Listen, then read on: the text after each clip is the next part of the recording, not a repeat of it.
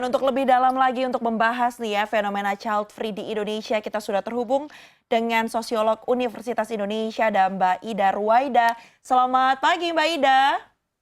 Selamat pagi, salam sehat. Selamat Salam pagi, sehat, salam selamat pagi. sehat. Nah, kita mau bahas soal fenomena child free. Sebelum lebih jauh tanya-tanya soal alasannya, boleh dong Mbak diceritain dulu kepada kami yang ada di sini. Sebenarnya sejarahnya awal mulanya muncul adanya fenomena child free itu faktor-faktor penyebabnya apa saja sih Mbak, terutama kalau di Indonesia? Ya, kalau di Indonesia saya kira kan juga karena pengaruh media, paparan media sosial ya, media massa begitu. Karena kalau waktu saya apa namanya di Belanda ya tahun 90-an dulu, itu sebetulnya bukan sesuatu hal yang baru bahwa pasangan memilih untuk tidak memiliki anak bukan karena faktor kesehatan reproduksinya ya atau organ reproduksinya. Sebetulnya itu menjadi sebuah pilihan, kesepakatan yang dilakukan oleh pasangan untuk tidak memiliki anak lebih karena salah satunya adalah pertimbangan finansial, tapi kalau waktu itu di Belanda lebih banyak karena mereka takut atau ragu apakah mereka mampu mengasuh dan membesarkan anak di tengah tantangan yang ada begitu. Nah, jadi untuk di Indonesia saya kira ini memang dalam beberapa tahun terakhir muncul ke permukaan lebih karena kaitannya juga mungkin paparan-paparan dari luar, termasuk juga kemudian ada bagian dari kesadaran bahwa sebetulnya memang menjadi orang tua itu kan butuh apa namanya kemampuan, keterampilan dan modalitas yang saya kira tidak hanya berbasiskan pada finansial semata begitu. Iya, Mhm. berarti memang kalau kita tilik begitu ya, child free ini sudah ada sejak lama begitu ya, baik di Indonesia maupun di mancanegara sendiri. Nah, Mhm. kalau kita lihat mengemuka sekarang dan sangat banyak saat ini diperdebatkan, Mbak Ida. Kira-kira penyebabnya apa? Kenapa di Indonesia ini perdebatannya begitu alot begitu ya, Aha. banyak yang pro tapi ada pula yang kontra. Itu kira-kira apa yang menyebabkan perdebatan ini? Ya, saya kira kan kita fenomena child free harus dilihat dengan konteks latar belakang sosial budaya masyarakat kita ya. Karena kalau misalnya kita di luar, terutama di negara-negara barat, kan mengedepankan hak gitu ya, pilih bahwa itu adalah pilihan individual, hak Mhm. azazi begitu. Hmm. Tapi di konteks kita kan sebetulnya masyarakat kita lebih mengedepankan apa yang disebut sebagai obligasi sosial, Hmm. kewajiban sosial gitu ya, yang bahkan menikah pun banyak yang melakukannya lebih karena juga tuntutan-tuntutan sosial begitu. Hmm. Nah, termasuk memiliki anak begitu. Nah, sehingga memang tidak bisa dilepaskan kita sebagai anggota masyarakat, anggota keluarga dengan keluarga yang kadang tuntutan keluarga dan tuntutan masyarakat lebih mendominasi pilihan-pilihan individual begitu. Mhm. Itu pun kadang-kadang tidak bisa kita sebut sebagai pilihan begitu ya. Nah, Mhm. konteksnya lebih karena faktor itu, apalagi di Indonesia juga menempatkan agama kan sebagai salah satu dasar atau konsiderasi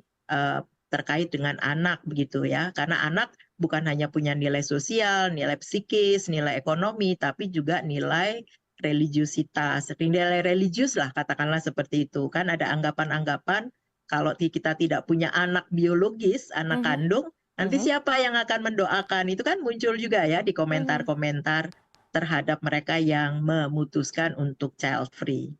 Nah, berarti kalau kita melihat di sekitar kita ada keluarga, kerabat, atau teman begitu yang sudah memutuskan bahkan menyuarakan bahwa memilih untuk child free Ya. begitu. Sikap yang harusnya kita tunjukkan tuh seperti apa sih, Mbak? Ya kan memang tidak mudah ya karena itu kan sesuatu hal yang dianggap gitu ya kalau mereka yang pakai pakai kacamata agama itu kan dianggap apa namanya melanggar ya atau apalah gitu ya dianggap sebagai sebuah penyimpangan begitu padahal bisa juga dilihatnya dengan kacamata sebuah pilihan. Nah, oleh sebab itu bagi pasangan-pasangan yang memilih child free ya memang seperti tadi perlu punya strategi bagaimana mencoba menjelaskan kepada keluarga, kepada orang-orang di sekitar gitu ya, kenapa mereka belum mempunyai anak. Tapi saya maksudnya punya paling tidak satu teman Mhm. yang dari awal memang menjelaskan bahwa mereka takut tidak bisa menjadi orang tua yang Mhm. baik untuk anak-anaknya, apalagi di era yang sebetulnya banyak tantangan yang memungkinkan anak tidak mampu begitu. Kalau anak tidak mampu menghadapi tantangan tersebut, berarti orang tua tersebut merasa itu adalah kesalahannya karena tidak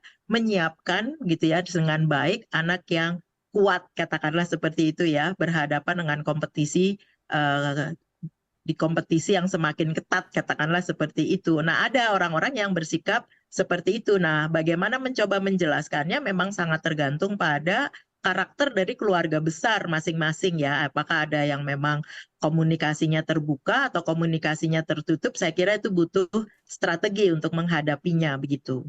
Iya, berarti Terutama di keluarga ya. Mhm. Berarti kan memang ada banyak sekali faktor begitu ya di balik seseorang memilih untuk child free ataupun sebaliknya. Ada tadi psikologis, kalau norma dan agama, adat istiadat, sosial dan budaya begitu. Nah, tetapi Betul. kalau kita berbicara mengenai child free, Mbak Ida, tentunya setiap keputusan akan ada dampaknya. Nah, kira-kira apa yang kemudian menjadi dampak jika seseorang memilih untuk menerapkan prinsip child free? Ya, kalau kita bicara seseorang yang belum punya pasangan, kemungkinan kan tidak mudah ya untuk bisa mendapatkan pasangan yang menerima prinsip tersebut begitu ya. Karena saya punya teman yang butuh sekian tahun, akhirnya pacarnya itu akhirnya bisa menerima dan kemudian mereka berdua bersepakat bahwa mereka memang tidak punya anak begitu ya. Nah, tapi kan kemudian yang juga menjadi sangat penting adalah karena masyarakat kita masih kontrol sosialnya ya relatif masih ketat, sebetulnya dampak yang paling utama itu adalah dampak dari lingkungan sekitar begitu. Apalagi ketika perempuan dilekatkan dengan kesuburan ya, fertilitas itu kan dilekatkan dengan perempuan begitu ya. Jadi kesannya kan salah satu ya stigma yang akan muncul dari masyarakat kan kita dianggap apa namanya infertile ya, katakanlah Ya. seperti itu, mandul gitu. Nah, itu keluarga besar biasanya kok belum juga punya keturunan, kok belum juga punya keturunan. Nah, itu dampak sosial yang psikososial bahkan gitu ya, yang harus dihadapi oleh mereka-mereka yang sebetulnya memutuskan untuk child free begitu. Itu yang paling dekat ya. Nah, oleh sebab itu tadi saya sampaikan bagaimana strategi itu tadi saya kira menurut saya bagus ya untuk mencoba menjelaskan ya dibilang saja belum dapat rezeki, belum dapat amanah misalnya. Cara pertama ya mungkin seperti itu ya, seiring dengan waktu karena kita bicara tentang perempuan masa kesuburannya juga terbatas kan gitu ya. Ketika usia 35 tahunan ataupun apa begitu ya, itu kan orang akan paham bahwa sebetulnya mereka dianggap punya persoalan dengan kesehatan reproduksi. Tapi untuk bisa menjelaskan posisi pilihan tersebut, saya kira memang kita harus paham tentang karakter orang-orang di sekitar kita, audiens begitu ya. Tapi kalau kita memang sudah memilih, saya kira ya kita coba jelaskan saja begitu ya. Itu adalah risiko yang kita harus hadapi gitu ya, stigma maupun anggapan-anggapan yang dianggap misalnya melihatnya dengan kacamata moralis tadi agama dan sebagainya. Saya kira itu risiko yang sejak awal harusnya sudah diantisipasi oleh mereka individual maupun tadi pasangan yang memutuskan untuk child free. Kalau posisi perempuan memposisikan child free, ya saya kira tidak mudah cari pasangan ya, ya itu tantangannya. Kalau laki-laki yang memutuskan child free, itu juga kemudian perlu juga harus meyakinkan calonnya bahwa dia lebih memilih untuk child free. Nah itu juga pada taraf mereka-mereka yang belum menikah. Tapi ketika mereka yang sudah berpasangan menikah, ya tadi yang saya sebutkan ada dampak psikososial yang harus dihadapi termasuk stigma yang muncul dari masyarakat. Iya, intinya adalah dalam menghadapi fenomena hidup tanpa anak ini harus bisa sama-sama saling menghargai, menghormati keputusan-keputusan yang ada, termasuk diantaranya bagi pihak-pihak yang memutuskan untuk child free atau mungkin hidup tanpa anak ini juga harus bisa lebih memahami lagi kondisi sekitar. Jadi saat menyampaikannya bisa dengan berhati-hati tanpa menyakiti yang ada ya Mbak ya.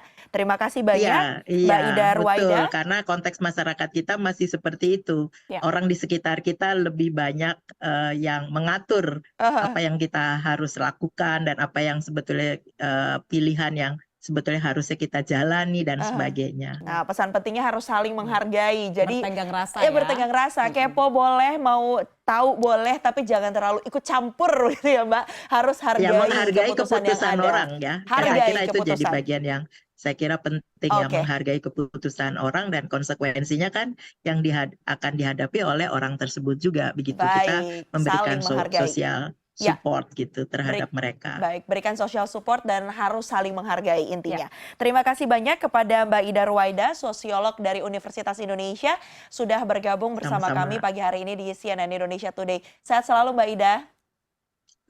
Sama-sama. Sampai ketemu. Sampai ketemu Mbak. Sampai ketemu.